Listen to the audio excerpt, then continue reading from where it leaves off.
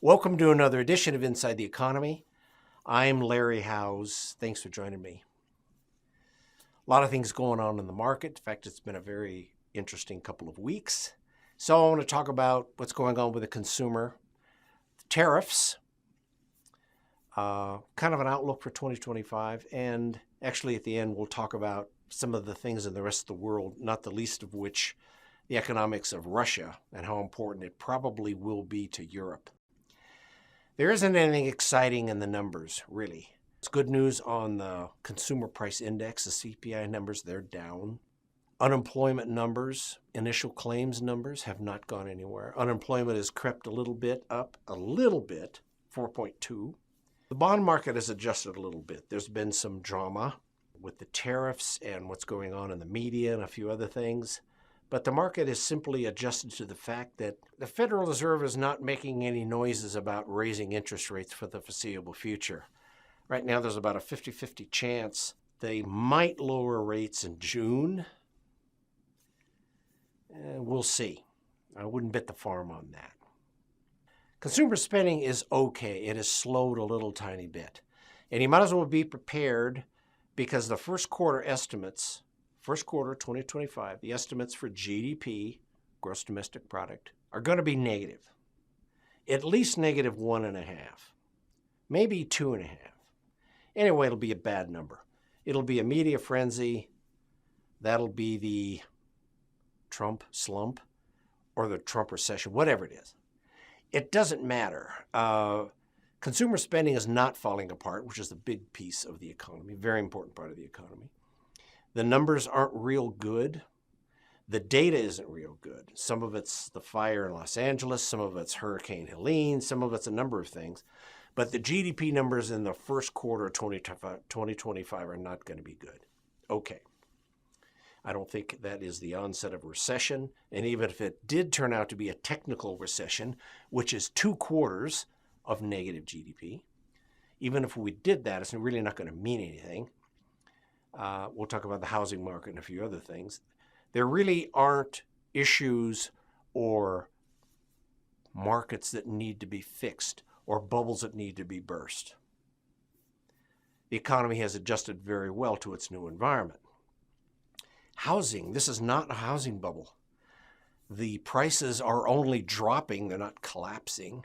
They're only dropping in Central Florida and Austin, Texas.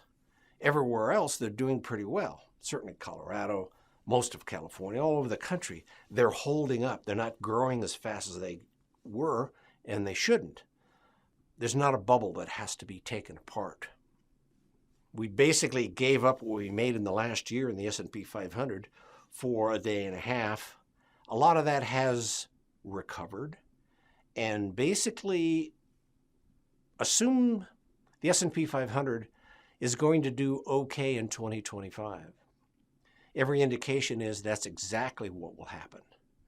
The issues and the media and the coverage and the drama associated with all the tariffs will probably be over about June, July, summer.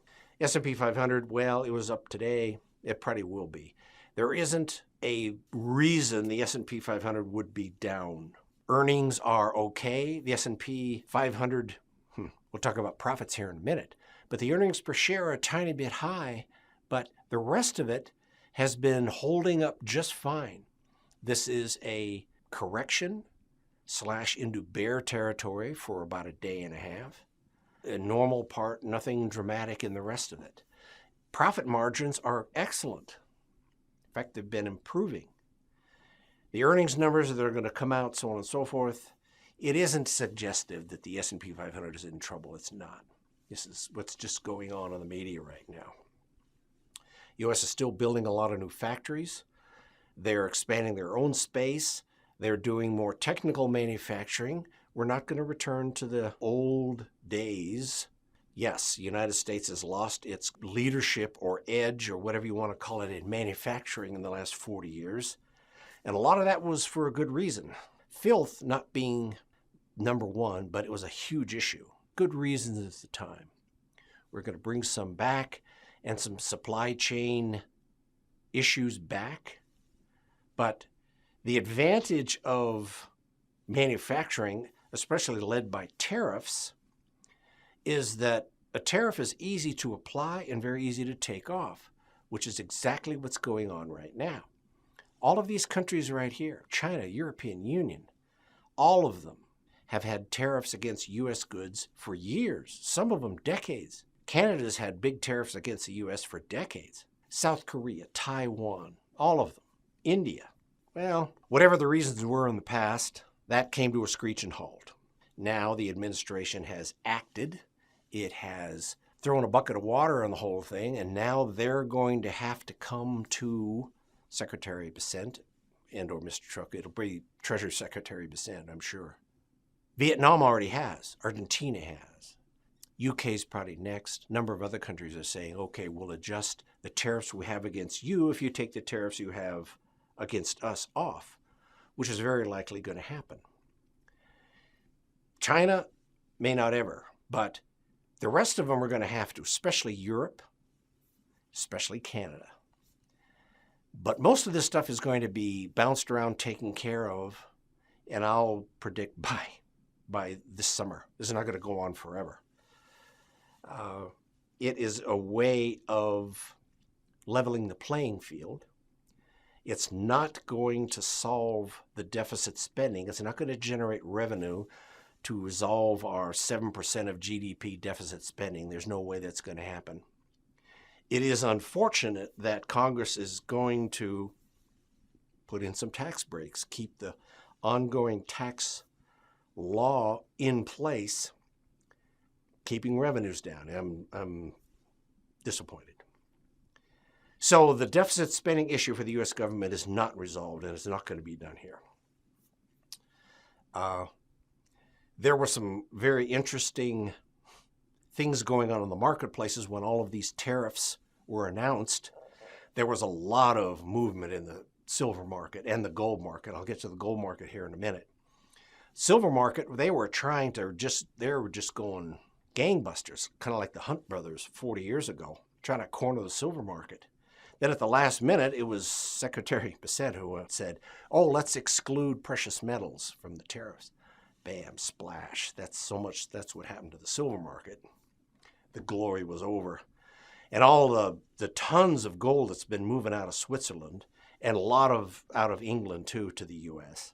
Some of that is tariffs. That was going to be tariffs, but there's also, it's safer in the U.S. We don't know if Russia's going to invade us, whatever the reasons. Switzerland really isn't the safe haven it used to be. They may not have a national bank here pretty soon. So anyway, the gold is moving to New York.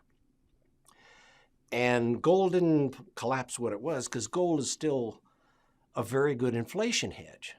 And even though inflation is down, gold went up a little bit as the market adjusts. The dollar is okay. The dollar's still a little strong. We've talked about this. It's strong because our interest rates are high. It would come down if our rates lowered. That's not a reason to lower the rates. The dollar is going to be an issue. You're not going to fix that with tariffs. It is too big an impact on the global economy. So it's just going to have to be watched. Subtle good news, obviously, and we've talked about this. The Federal Reserve has been continuing to roll off the money it put in during COVID. We talked about that $4 trillion. They've been rolling it off. They've been letting that stuff mature and very subtly taking that money out of the system, which reduces inflationary pressures. You add a little inflation with tariffs, you reduce it by taking money out of the system, which is what they're doing. This is commendable, never talked about, extremely important. We get back to the amount of money we had in the system like 6 years ago. Was much better than we have now. And finally, as tragic as all of the issues are in the Ukraine, I don't want to talk about Gaza and the rest of that, but in Ukraine and Russia, the real issue there is Europe is not doing well. They're not going to do well for the foreseeable future. They're having trouble with their number one customer, the United States, a lot like China did, and they don't want to repeat in what's going on with China. Europe's fundamental problem is really laid out right here. It's the cost of their electricity. It's 10 times what we pay for it. It's just huge. And as France has really been a major supplier over the years, over the decades, most of their reactors, their nuclear plants, are getting a little long in the tooth. I think the average one, they're pushing like 40 years. And France does not have the money to start replacing these facilities. So the natural gas that comes out of Russia is becoming more and more important. It's not a secret. As Mr. Putin negotiates an end to this stupidity in the Ukraine, and however that transpires, the rest of Europe, especially Germany, Poland, all of them, want to heat their houses. And the best way to do that is a pipeline from Europe, which is nothing but a huge hole of hydrocarbons. So as this transpires, it's great that Europe is going to start paying for their own defense against Russia. Great. It's about time. But the issue is they want to heat their homes, and they need to run factories, and they need to cut the cost of this electricity, so on and so forth. That's going to be a big issue with Putin in the near future, and it's the only thing that's really going to get Europe moving again. Okay, I don't think 2025 is going to be a bad year. Don't view it as bad news. Don't view the current froth in the media about tariffs as wrapping up anything, and certainly don't worry about negative GDP numbers for the first quarter of 2025. We're doing fine. S&P will recover, and we will simply shift the focus to less dramatic things. Well, thanks for joining me. And as always, send questions along to info@shjwealthadvisors.com. I'm happy to answer those questions, and I'll see you next time.